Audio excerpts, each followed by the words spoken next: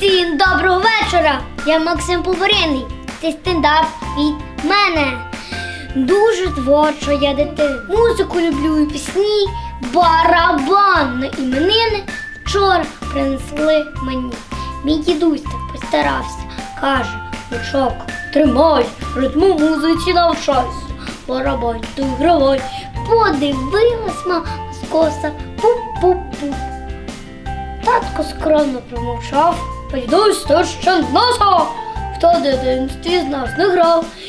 Я так тішився, чесно, подарунок від душі. Мрія враз моя воскресла про мелодію усі. Барабани я щосили, всі сусіди чули те. І благали, і просили: припиніть мушання це. Дивні люди, хоч і дорослі, як навчитись маю. Іде, ж не можу так, на острів. Прийде на острів, не прийде. З вами Максим Повариний. Не вішайте носа, до нових зустрічей!